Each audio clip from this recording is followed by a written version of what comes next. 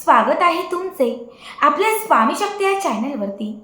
बघा, उद्या 1 मे 2026 वार शुक्रवार।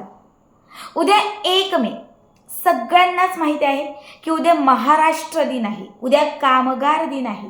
पण त्यासोबतच उद्या या वैशाख मासातील अत्यंत महत्त्वाची पौर्णिमा आलेली आहे। वैशाख पौर्णिमेला आपण बौद्ध पौर्णिमा असे म्हणतो। हा दिवस माता लक्ष्मी आणि भगवान विष्णूंची सेवा करण्यासाठी अत्यंत खास मानला जातो। आज या व्हिडिओमध्ये मी तुम्हाला याच वैशाख पौर्णिमेचे अत्यंत महत्त्वपूर्ण असणारे धनप्राप्तीसाठी सिद्ध असणारे काही उपाय सांगणार आहे। बऱ्याच वेळा काय होतं की आपण कष्ट आणि मेहनत करूनही आपल्याकडे पैसा येत नाही, आलेला पैसा आपल्याकडे टिकत नाही, घरात असणारं दारिद्र्य संपत नाही। पती खूप कमावतात, कष्ट करतात, मेहनत करतात, पण नशीब त्यांना साथ देत नाही। बघा, ही समस्या दूर करण्यासाठी आत्ता मी तुम्हाला ज्या काही गोष्टी सांगणार आहे ह्या उद्या तुम्हाला अवश्य करायच्या आहेत। सगळ्यात पहिली गोष्ट म्हणजे पौर्णिमा तिथीला सकाळी लवकर उठावं। घरातील जी करती कमावती किंवा घरातील जी प्रौढ म्हणजे मोठी महिला आहे तिने सकाळी लवकर उठावं। बघा, घरातील महिला, घरातील स्त्री ही त्या घराची लक्ष्मी असते आणि लक्ष्मीकडे आकर्षित होते। त्यामुळे पौर्णिमा तिथीला तुम्हाला शक्य असेल तर ब्रह्ममुहूर्तावरती 5:30 ते 6 या दरम्यान तुम्हाला फार 6 पर्यंत तरी तुम्हाला उठायचं आहे। सकाळी उठल्यानंतर अंघोळीच्या पाण्यात तुम्हाला थोडंसं गोमूत्र, थोडंसं गंगाजल, शुद्ध हळद आणि थोडंसं तुम्हाला मीठ घालून त्या पाण्याने अंघोळ करायचे आहे। बघा, स्वच्छ पवित्र स्नान केल्यानंतर तुम्हाला सगळ्यात पहिले तुळशीच्या समोर आणि देवघराच्या समोर उद्या तुपाचा दिवा लावायचा आहे।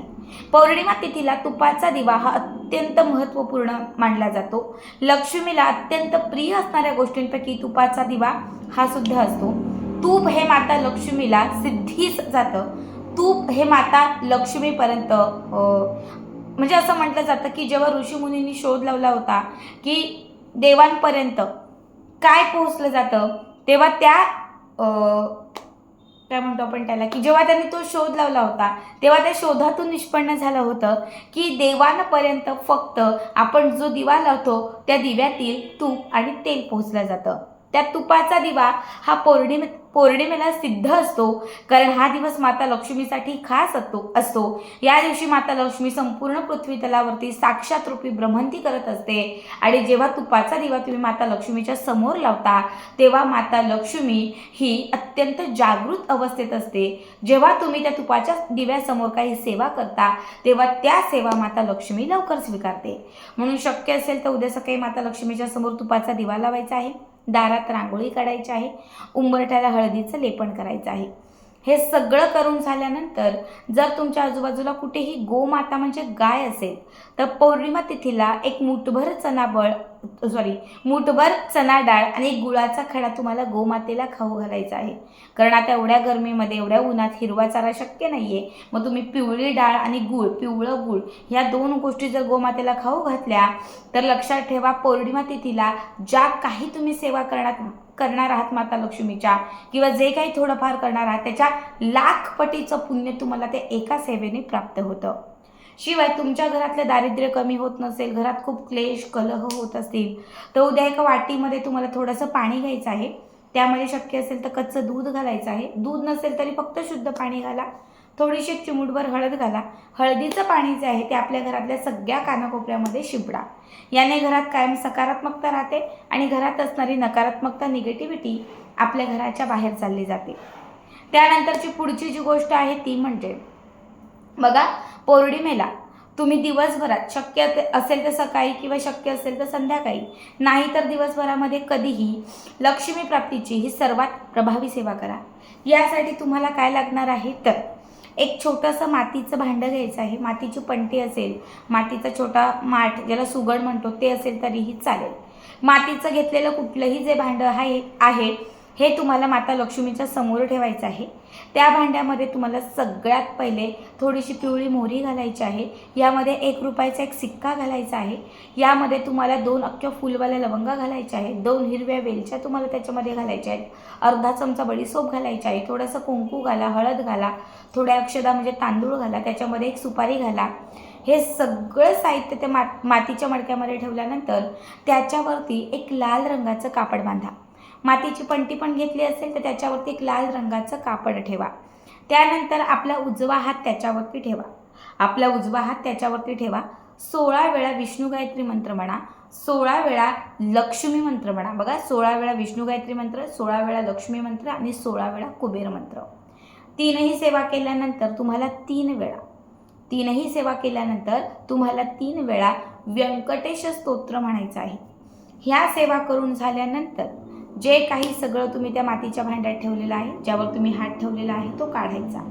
देवघरात लावलेला तुपाचा दिवा त्या भांड्याला म्हणजे त्या मातीच्या सुगडाला हा दिवा ओवाळायचा. त्यानंतर तुम्हाला संपूर्ण पौर्णिमा तिथी संपेपर्यंत ते मातीचं भांडं आणि त्यात ठेवलेल्या वस्तू तुम्हाला तुमच्या देवघरातच ठेवायच्या आहेत. पौर्णिमा तिथी संपल्यानंतर दुसऱ्या दिवशी तुम्हाला ह्या सगळ्या वस्तू त्या भांड्यावरती ठेवलेल्या लाल कापडामध्ये काढून घ्यायच्या आहेत. कापडाला एक घट्ट गाठ मारायची आहे आणि ही तयार केलेली पोटली तुम्हाला तुमच्या कपाटामध्ये, तुमच्या पैशांच्या पाकिटामध्ये, पर्समध्ये किंवा जिथे तुमची तिजोरी असेल तर त्याच्यामध्ये तुम्हाला ते ठेवायचं आहे. आता किती दिवस ठेवायचं, तर कमीत कमी 1 महिना ठेवा. जेव्हा पुढची पौर्णिमा येईल तेव्हा पुढच्या पौर्णिमेला जर शक्य असेल, कुठेही लक्ष्मीचं मंदिर असेल तर त्या मंदिरामध्ये ही पोटली घेऊन जा आणि माता लक्ष्मीच्या चरणांना ती पोटली सोडून आपल्या घरी या. कधीही पैशांची गरिबी किंवा खूप दारिद्र्याची वेळ, या त्या व्यक्तीकडनं पैसे मागणं, सतत कर्ज घेणं, ह्या समस्या तुम्हाला येणार नाही. दुसरी एक छोटीशी सेवा सांगते. उद्या सकाळी उठलात का उठल्यानंतर सगळ्यात पहिले तुमचं जे काही सकाळचं आहे, दिवाबत्ती असेल, सगळं काही आवरलं म्हणजे एक 10च्या आतमध्ये तुम्हाला ही सेवा करायची आहे. 7 हळकुंड घ्यायचे आणि लाल रंगाचा एक धागा घ्यायचा. 7 हळकुंड, त्याच्यासोबत लाल रंगाचा धागा. पहिलं हळकुंड उजव्या हातामध्ये घ्यायचं आणि 1 वेळा व्यंकटेश स्तोत्र म्हणायचं आणि 1 वेळा महालक्ष्मी अष्टक म्हणायचं. दोनही सेवा हळकुंडावरती केल्यानंतर लाल धाग्यामध्ये हे हळकुंड बांधायचं. पुन्हा दुसरं हळकुंड घ्यायचं, पुन्हा आपली इच्छा व्यक्त करायची, 1 वेळा व्यंकटेश स्तोत्र, महालक्ष्मी अष्टक म्हणायचं, पुन्हा हे हळकुंड त्या धाग्यामध्ये बांधायचं. अशा 7ही हळकुंडा तुम्हाला धाग्यात बांधायच्या आहेत आणि ही 7ही हळकुंडांची तयार केलेली जी माळ आहे, ही माळ तुम्हाला तुळशीला घालायची आहे. तुळशीच्या फांदीला घाला. तुळशीचा जो बुडाचा म्हणजे खालचा भाग असतो मुळांचा, तुम्ही तिकडे बांधा. कुठेही तुम्हाला शक्य असेल तर तुळशीला ही 7 हळकुंडांची माळ पौर्णिमेला तुम्हाला बांधायची आहे. आता ही बांधत असताना तुळशी मातेकडे फक्त तुम्हाला धनप्राप्तीसाठी, सुख समृद्धीसाठी विनंती करायची आहे. हा उपाय केल्यानंतर एका दिवसात, 2 दिवसात, 4 दिवसात, 8 दिवसात तुमच्याकडे खूप नाही पण थोडाफार पैसा यायला लागेल. अडलेला पैसा यायला लागेल, कुठेतरी कर्ज कमी व्हायला लागेल, कुठून ना कुठून घरात धन यायला लागेल.